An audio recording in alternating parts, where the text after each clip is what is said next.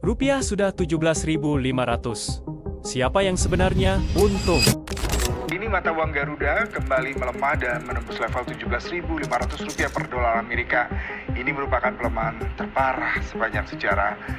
Oke teman-teman, gini, kenapa konten ini harus gue buat? Karena selama ini gue lihat di media sosial itu pembahasannya kebanyakan half truth ya, atau nggak komprehensif ya, atau tergantung lu ada di side-nya mana ya. Jadi ekstrim semua gitu loh, kayak part of part-nya diambilin tapi nggak dibahas secara keseluruhan. Misalnya buat pro, buat pendukung, mereka dengan sangat gampang bilang, oh ini kita nggak perlu cemas, kita nggak usah khawatir. Rupiah 17.500 itu menguntungkan eksportir gitu. Jadi kalau eksportir dia bakal lebih kaya karena rupiahnya melemah gitu. Coba kalian pikir gitu dan lain sebagainya.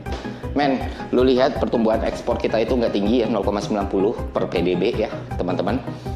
Sedangkan impor kita 7% ke atas gitu ya pertumbuhannya, walaupun masih neracanya masih surplus gitu, tetap aja angka dan data yang disajikan pemerintah pun menunjukkan bahwa aktivitas ekspor kita tidak sebesar itu. Artinya apa? Artinya yang mendapatkan keuntungan seperti itu sedikit sekali dibandingkan jumlah penduduk Indonesia secara keseluruhan. Jadi bukannya salah, tapi ya itu nggak komprehensif. Ada juga yang bilang, enggak kok, ini nggak boleh disalahin di Kementerian Keuangan, ini kan urusannya Bank Indonesia, jadi kalau rupiah melemah nggak ada hubungannya sama Menteri Keuangan. Tidak juga.